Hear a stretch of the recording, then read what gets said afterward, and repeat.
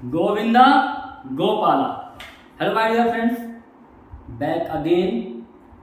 तो आप लोगों का फिर से स्वागत है बालाजी इंडियन कोडर्स में। और जैसा कि आप जानते हैं कि हमने पिछले सेशन में गो टू स्टेटमेंट को पढ़ लिया था, देख लिया था। मैंने इसीलिए अभी तक इसको लिखे रहने दिया जिससे आप लोगों को याद रहे। आपने go to statement, jump statements में गो टू पढ़ लिया था। अब कंटिन्यू और ब्रेक की बारी है। कंटिन्यू और ब्रेक। कंटिन्यू का मतलब आगे करे, कंटिन्यू कर दे, और ब्रेक का मतलब ब्रेक करके बाहर निकल जाए। कंटिन्यू मतलब कंटिन्यू कर दे, और ब्रेक का मतलब ब्रेक करके बाहर निकल जाए। अब दोनों में फर्क है, मैं आपको दिखाता हूँ थोड़ा सा। एक इसके सिंटेक्स इसमें है नहीं, इनके होते नहीं हैं। बेसिकली हम इफ कंडीशन के अंदर ही लिखते हैं। जैसे हमारा लिखा हुआ है इफ कंडीशन, हमारा है कंडीशन है ये कोई एक, और इसमें हमने लिख दिया कंटिन्यू। कंटिन्यू लिख दिया और ऐसे कर दिया। तो कंटिन्यू जब हमने लिख दिया ना, कंटिन्यू लिख दिया, तो ये क्या करेगा, फिर से इसी इफ में चला जाएगा, यहीं से फिर पढ़ना शुरू कर देगा, फिर कंटिन्यू होता रहेगा ऐसे ही। और जब ये कंडीशन फॉल्स हो जाएगा तभी बाहर निकल के आ जाएगा यहाँ पे। तो ये इसका मेन टारगेट है। अब मैं इसको थोड़ा सा एक एग्जांपल के थ्रू समझाता हूँ कि कैसे आप इसको कंटिन्यू करते हो, कैसे इसको ब्रेक करते हो। तो आप ये देखिए, यहाँ पे हमने लिखा क्या, हमें क्या करना है, वही 1 to 10 नंबर ही प्रिंट करवाना है। मैं आपको वही चीज़ दिखा रहा हूँ कि 1 से 10 नंबर तक के नंबर को प्रिंट करवाना है। हमने गो टू के साथ भी कर किया था, आपने देखा उसको कैसे किया है। अब आपको हम दिखाएंगे कंटिन्यू के साथ कैसे चलेगा और ब्रेक के साथ कैसे चलेगा। तो अब हम आपको दिखा रहे हैं इसका कंटिन्यू के साथ। तो में हमने लिखा, एक इंट ले लिया, नम कर दिया हमने यहाँ पे, इक्वल टू 0 कर दिया। फिर हमारे पास क्या है, हमने यहाँ पे एक प्रिंटफ लगा दिया।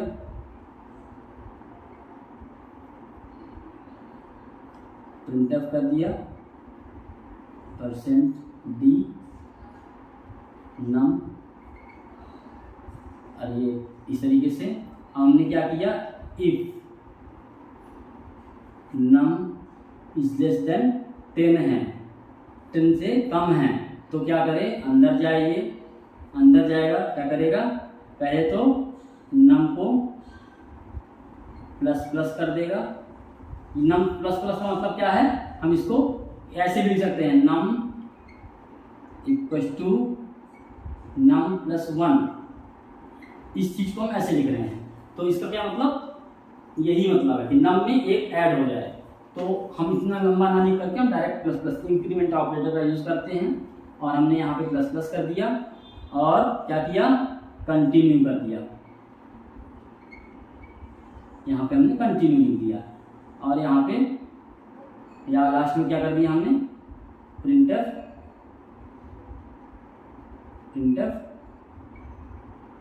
क्या लिख दिया हमने, कंप्लीटेड लिख दिया, कंप्लीटेड, और ये बंद हो गया।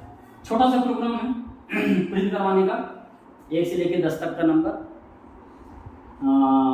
मतलब 10 नंबर को 0 से लेकर के 9 तक का नंबर प्रिंट होगा। ये नहीं 10 तक का होगा। और आप यहाँ पे देखिएगा कि कैसे चल रहा है ये। अब हम इसको फिर से वैसे ही आइटरेट करेंगे, कैसे, जैसा कि मैंने आपको पहले बताया था। कैसे करेंगे, यहाँ पे आप इसको लिख लीजिए ऐसे। ये आपका क्या होगा, कंडीशन हो गया एक, तो एक हो गया आपका नम प्लस प्लस का, और तीसरा क्या हो गया आपका, ये कंडीशन हो गया नम प्लस प्लस का, और एक हो गया नम का, नम की वैल्यू हुई कितनी हुई, और एक हो गया आपका आउटपुट। ये आपके सारे हो गए। अब आप इसको जो है, तो सबसे पहले आपका कंट्रोलर यहाँ पे आया, डिबगर कंट्रोलर। अब कंट्रोलर यहाँ से आकर के इसमें गया, इसको प्रिंटफ में नम को क्या किया, आउटपुट दे दिया। क्या कर दिया, सबसे पहले आउटपुट कर रहा, प्रिंट कर रहा, तो यहाँ पे 0 आ गया। अभी कुछ नहीं है, यहाँ पे नम की वैल्यू कितनी है, अभी 0 है, तो यहाँ पे आउटपुट 0 कर दिया। उसके बाद ये कंडीशन को चेक किया, 0 is less than 10, 0 is less than 10, तो 0 इज लेस देन 10 हुआ। इसके बाद क्या किया, कंडीशन ट्रू है, ये ट्रू है कंडीशन, तो अंदर चला गया, और नम प्लस प्लस मतलब 0 + 1 कर दिया तो इक्वल टू कितना हो गया 1 हो गया यहाँ पे। इसको ऐसे लिखो आप 0 + 1 तो ये 1 हो गया यहाँ पे। और इसके बाद क्या कर दिया हमने कंटिन्यू कर दिया तो मतलब नीचे ना जाकर के, नीचे भी अगर कुछ लिखा हो तो कहीं नहीं जाता वो कहाँ जाता है, यहीं से कंटिन्यू हो गया, फिर से इफ कंडीशन में आ गया। अच्छा हमारा थोड़ा सा यहाँ पे लॉजिक गड़बड़ है, हमने क्या किया प्रिंटफ को बाहर रख दिया है, प्रिंटफ में हमारा अंदर होगा बेसिकली। ये थोड़ा सा हमारा लॉजिक यहाँ पे एरर है, लॉजिक एरर है यहाँ पे हमारा, क्योंकि ये बाहर करेगा तो कहाँ इसमें ही ले जाएगा और कहीं नहीं ले जाएगा, तो गो टू की तरह नहीं है। तो हमारा प्रिंटफ यहाँ पे होगा प्रिंटफ $d n num और ये 1।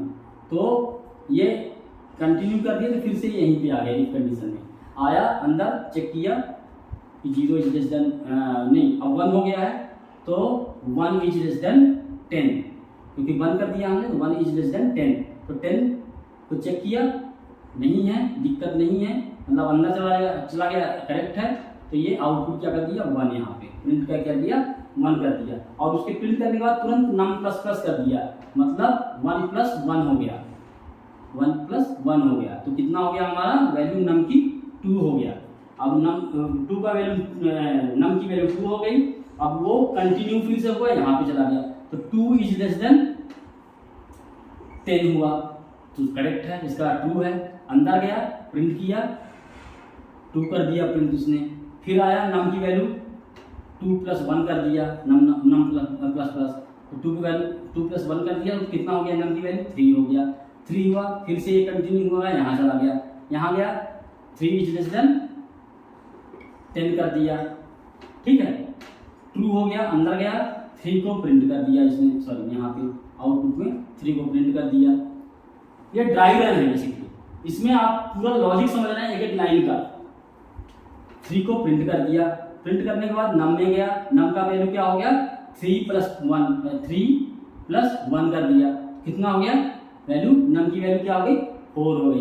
फिर 4 होने के बाद ये क्या कर दिया कंटिन्यू कर दिया, फिर से इसमें चला गया तो 4 इज लेस देन 10, ये भी ट्रू हो गया। फिर अंदर गया, अंदर जाकर के प्रिंट कर दिया, नम की वैल्यू क्या है 4 है तो 4 कर दिया, इसने लिख दिया। फिर नम प्लस प्लस कर दिया तो 4 + 1 कर दिया, 5 हो गया। इस तरीके से यहाँ पे 5 आ गई वैल्यू।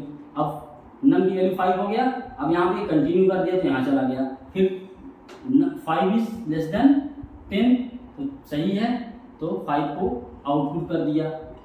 इस तरीके से ये कहाँ तक चलेगा 9 तक चल गया पूरा, ठीक है ना। अब मान लो कि हमने 3 4 5 6 7 8 9 6 7 8 9 ये आपके इस तरीके से चल गया है।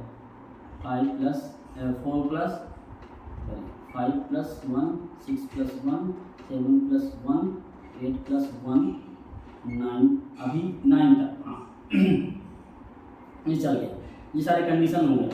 अब हम आगे देखते हैं। अब हमारी वैल्यू क्या है 9 प्रिंट हो गया, और 9 प्रिंट होने के बाद अंदर आया 9 प्रिंट हो गया और 9 की वैल्यू यहाँ पे 9 प्रिंट हो गया। 9 प्रिंट होने के बाद नम की वैल्यू प्लस प्लस हो गई, तो मतलब 9 + 1 कितना हो गया 10 हो गया।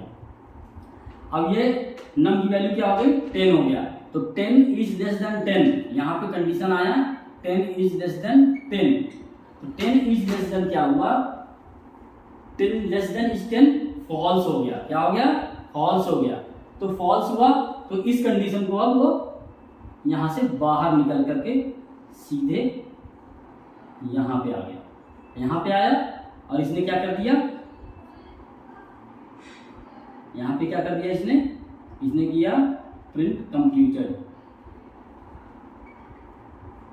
तो आपने देखा कि गो टू कंटिन्यू का सेम यूज हो रहा है, लेकिन गो टू का एक अलग मतलब, ये तो मैंने एक सिंपल एग्जांपल देकर के आपको समझा रहा हूँ कि मतलब चलता कैसे है। गो टू और कंटिन्यू और ब्रेक में क्या है फर्क क्या है और कहाँ यूज करना चाहिए, लेकिन ये बेसिकली ऐसी चीज़ों के लिए नहीं यूज होते हैं। ये एक लॉजिक्स तैयार करने के यूज़ होते हैं। जब हम रन टाइम मतलब लाइव प्रोजेक्ट्स में काम कर रहे होते हैं तो उसके एक लॉजिक्स तैयार करने के लिए होते हैं, जहाँ पे हमें कंटिन्यू की ज़रूरत पड़ती है, या फिर हमें गो टू की ज़रूरत पड़ती है, या फिर हमें ब्रेक की ज़रूरत पड़ती है। मतलब हमें, जैसे आपने बाइक चलाया होगा, ठीक है ना, अब तो स्कूटी आ गई है तो उसमें गियर तो है नहीं, तो चलो अब तो कोई लॉजिक वाली बात ही नहीं रह गई। लेकिन जब बाइक हम चलाते हैं तो बाइक में आप जब शुरू में सीखते हैं जिस टाइम पे, तो आपको याद करना पड़ता है कि गियर नंबर 1 कैसे लगाना है, 2 कैसे लगाना है, क्लच दबा के ही लगाना है, तो एक उसको माइंड में रखना पड़ता है। लेकिन आप जब चलाते मतलब 2-4 10 दिन 15 दिन कंटिन्यू चलाते हैं तो उसके बाद आपको हैबिट हो जाता है, आपके पैर को पता चल जाता है और आपके हाथ को पता चलता है कि आप, और स्पीड से आप जो बाइक चल रही है या कार चल रही है उसकी स्पीड से ही आप समझ जाते हैं कि इसकी स्पीड कितनी है, कौन से गियर में चल रही है गाड़ी। उसी तरीके से जब आप प्रोग्रामिंग करते हैं और प्रोग्राम में आप एक्सपर्ट होते जाते हैं, धीरे धीरे प्रोग्राम लिखने में एक्सपर्ट हो जाते हैं, तो आपको ये पता चल जाता है कि कब हमें ब्रेक लगाना है, कब हमें कंटिन्यू लगाना है, कब हमें गो टू लगाना है, कब हमें इफ एल्स लगाना है, कब स्विच लगाना है। ये आपका प्रोग्राम खुद डिमांड करता है।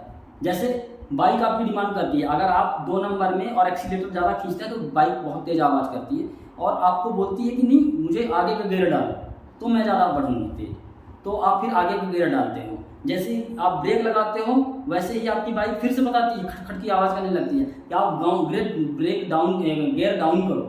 उस तरीके से आपका प्रोग्राम ही बताता है कि आपको कब कहाँ पे क्या चीज़ लगाना है, बस उसको समझने का थोड़ा सा तरीका आना चाहिए।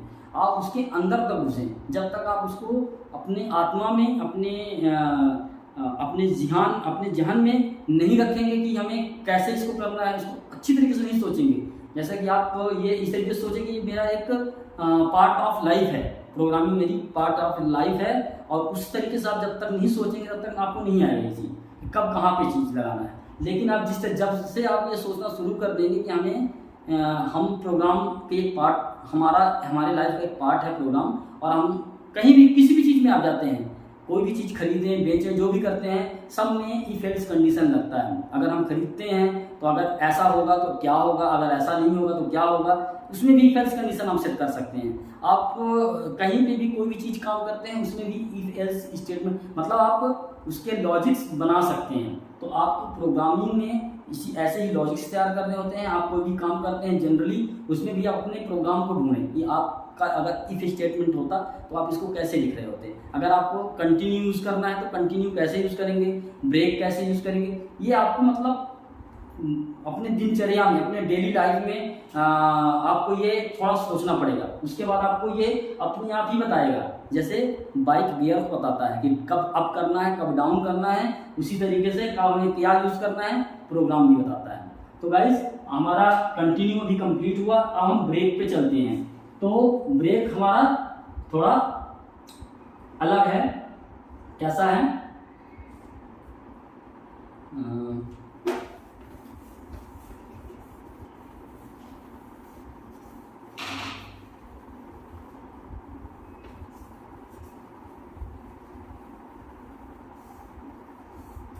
ब्रेक का मतलब क्या होता है कि स्टेटमेंट को एंड कर देना। जैसे कोई कंडीशन है उसको, उसके अंदर जो भी लिखा है उसको एंड कर दे, उसको आगे पढ़ेंगे ना। जैसे कि आप देखो, आपको बताता हूँ मैं क्या, कि आपका सपोज दैट एक सिंटैक्स इसका मैं लिखता हूँ पहले, कैसे लिखा जाता है। जैसे आपने लिखा कि इफ स्टेटमेंट लगाया, कंडीशन किया, और उस कंडीशन में आपने कई लाइन लिखा और नीचे भी कई लाइन लिखी हुई हैं। यहाँ बीच में आपने लगा दिया ब्रेक लिख दिया। और ये तो आपका यहाँ तक का स्टेटमेंट पढ़ा, और यहाँ पे आपने अगर ब्रेक लगा दिया तो ब्रेक करके सीधे बाहर निकल जाएगा। बेसिकली कई बार ऐसा भी होता है कि हमें ब्रेक पहले लिख दिए हमने, जहाँ भी लिख देंगे वहाँ से आगे की लाइन नहीं रीड करेगा, सीधे बाहर इफ स्टेटमेंट से बाहर कर देगा सीधा। ये इसका वो है। इसका एग्जांपल थोड़ा सा अलग है, ये उस तरीके का नहीं है। थोड़ा सा ये कंसेप्ट को तैयार करने के लिए होता है, ब्रेक करने के लिए होता है। बेसिकली हमारा जो ब्लॉक है, हमने कोई भी ब्लॉक है अगर हमने उसके अंदर ब्रेक लिख दिया है तो उस ब्रेक को बाहर निकाल देगा, उस लाइन में पहुँचने के बाद वो ब्रेक कर देगा। तो इसी तरीके से ये ब्रेक करने के लिए है। और इसका मैं आपको कंटिन्यू का और ब्रेक का एग्जाम्पल एक साथ करके बताऊंगा। इसमें लैब प्रैक्टिस में करके दिखाऊंगा नेक्स्ट सेशन में, और इसमें आपको मैं क्लियर करूंगा कि ये कंटिन्यू और ब्रेक दोनों कैसे काम करते हैं, और उसको डिबग करके दिखाऊंगा। उस टाइम पे आपको पूरी तरीके से समझ में आएगा। और अगर आपको ज़रूरत होगी तो मैं उसको कमेंट में आप मेरे को क्वेश्चन कर देंगे, और कुछ ज़्यादा पूछने के लिए मैं उसको बता दूंगा। मेरे सारे पीछे की वीडियोस के लिंक अपने डिस्क्रिप्शन लिंक में डाल दूंगा। और होप करता हूँ कि आप लोगों को समझ में आया होगा, जो भी मैं पढ़ा रहा हूँ वो समझ में आ रहा है। तो प्लीज़ कमेंट करके भी बताइएगा कि आपको कितना समझ में आ रहा है, और कितना आपको लग रहा है कि अभी इसमें और इम्प्रूवमेंट की ज़रूरत है। तो मुझे प्लीज़ कमेंट करके बताइएगा। Thank you guys, next session में मिलेंगे इसके लैब के साथ। Thank you, bye.